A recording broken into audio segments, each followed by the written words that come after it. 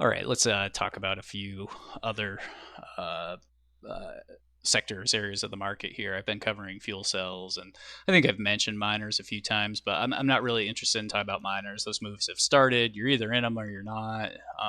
Pretty hard to get in them right now unless you're taking them intraday because they've just gone straight up. So I really just have no interest in talking about miners here. There's so many people covering that right now, and the moves are well underway. So I'd rather talk about some things that are maybe building up a little bit. Fuel cell symbols have been looking pretty good. Bloom has continued to just dominate, and I saw FCell, Ballard, and Plug have had some pretty good days the last few days, despite the turbulent couple days we've had in the markets.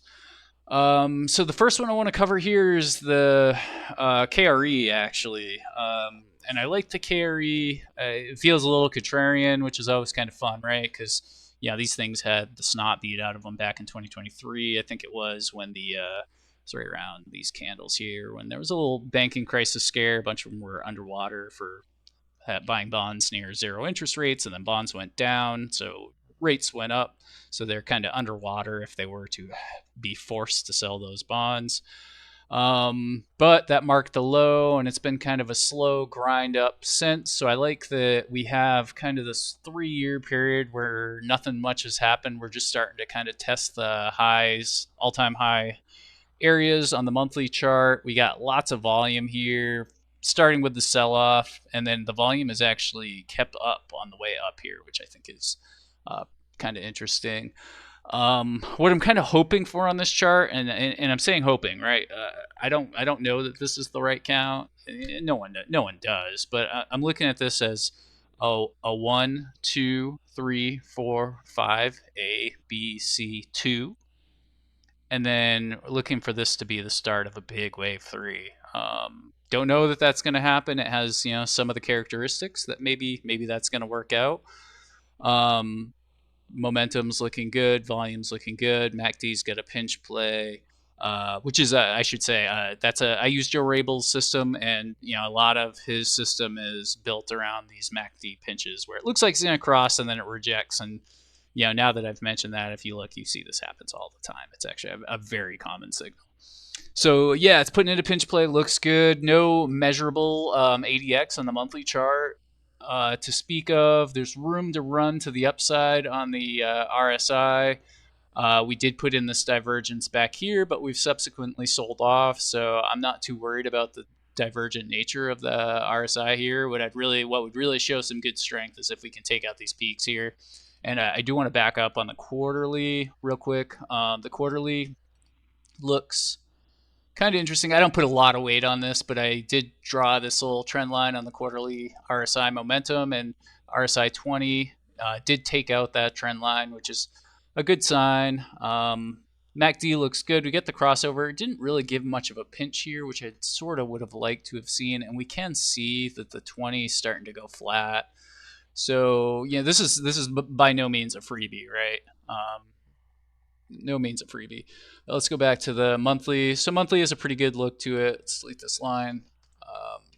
And then on the weekly, we did get a little MACD overrun on the big red sell-off bar here with a volume, but it's right now it's pinching back into it. You can hardly see it. You got to like zoom in, but so I wouldn't be shocked if this sells off and then we kind of look for a floor using the zero line, but maybe it will turn up here. What really is kind of my go signal, at least I think, as I looked at this today, I want to see it take out the high of this week. If it takes out the high of this week, I think I'm going to uh, add to this trade. And I say that because I'm already in this. I took a little bit of profit because what was it on the daily chart? I was just seeing something I didn't like.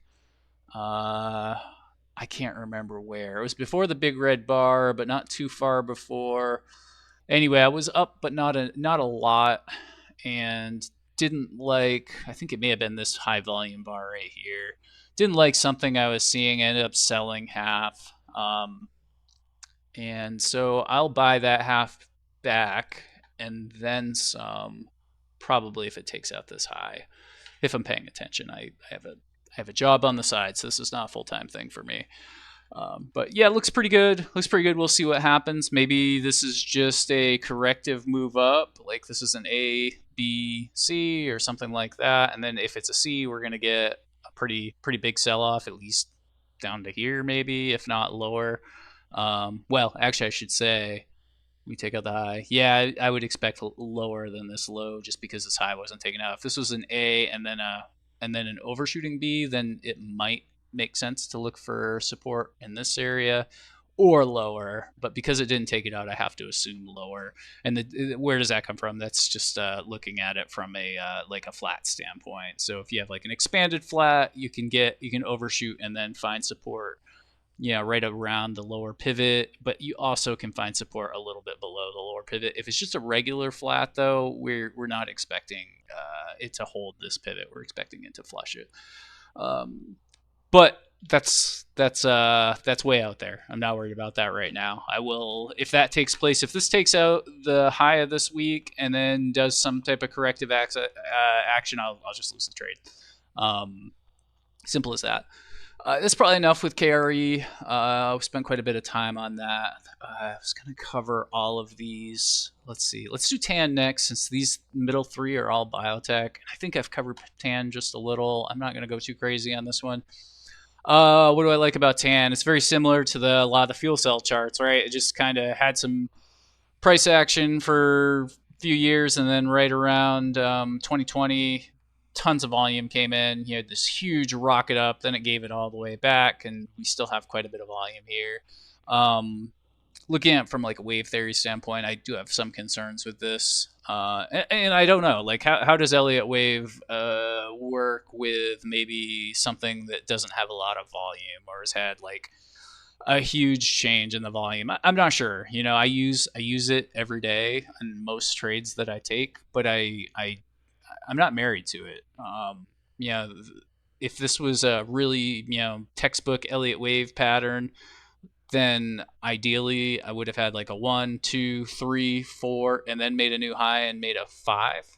And it would have been, close to a picture perfect motive pattern. But instead, we get this overlap back here. We still could have a 1, 2, 3, 4, 5, and then you just got to call it the diagonal or something like that. I don't know. What I do like, though, is we had this straight run up on high volume, and then it's been a slower pullback, though pretty aggressive still, and still has a lot of volume here. But we're still very early. Look, this SMA 18 on the monthly hasn't even turned yet, so would be shocked to see this come back in and try and find support as that turns, and then take a shot for highs, or maybe it will just reject here and go lower. Right?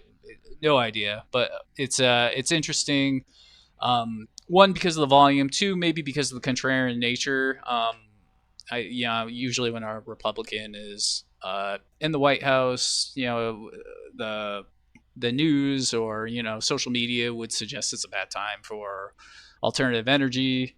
And what a perfect time for it to go, right? When everybody's saying it shouldn't. So yeah, definitely watching TAN, watching some of the underlyings too. I'm already in TAN. I have my position in it.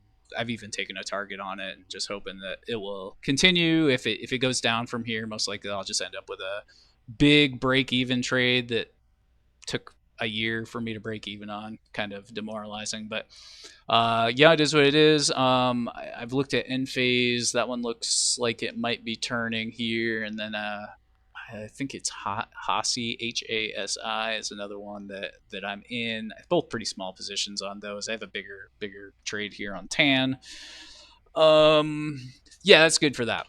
And then biotech. So I've been watching kind of all three of these. I'm in every single symbol you see here in some capacity or another, with the exception of XBI. I do not have a position in XBI.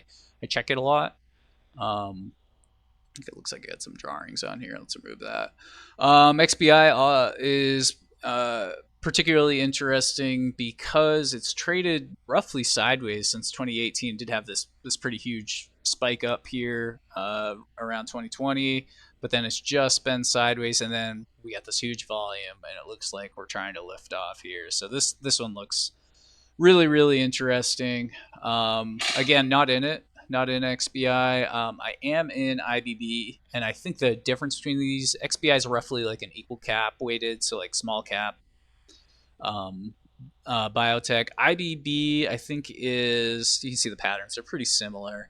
IBB's I think a little less volatile for one, and two, I believe it's market cap weighted. Um, oh, I think it usually says on here maybe weights using a modified market cap methodology individual. Okay. Yeah, I think this is just market cap weighted. So I just managed to get a risk free position in this after trading around. So we'll see if it goes.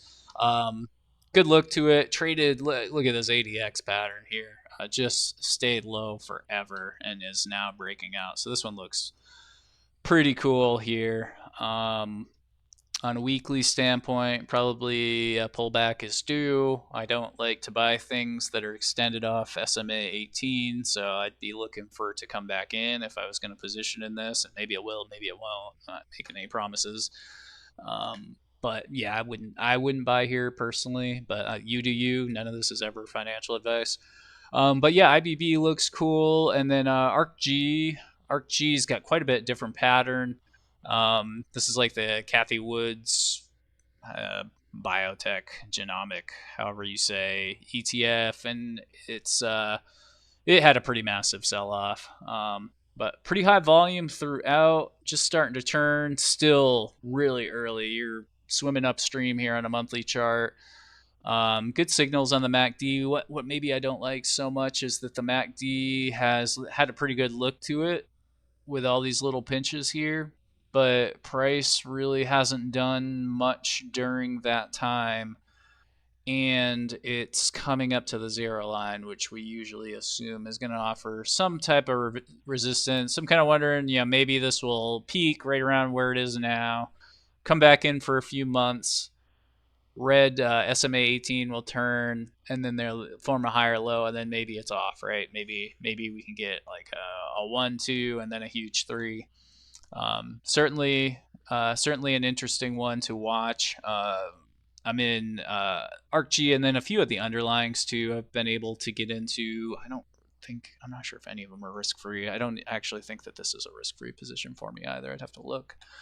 But ARKG looks interesting. Definitely swimming upstream here. Like, is this a 5-wave move? It kind of looks awkward, but it is. I don't think it initially looks as though it's violating any major rules. Wave 3 does not look like the shortest. We can validate that real quick. Does look a little overlappy, but you can do that on a wave 1. I just mostly want to see if this, yeah, wave 3 just barely longer than 1, not by much, and then wave 5 appears to be the longest. So I don't know, this isn't as clearly amazing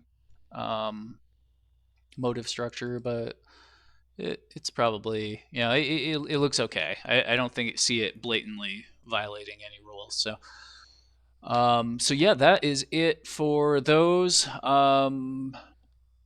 I may go through some individuals under these here. I just started looking at some of the KRE holdings, and a lot of those look pretty good. A lot of them look better than the KRE holdings itself, and the same is true on some of the ARKG holdings as well.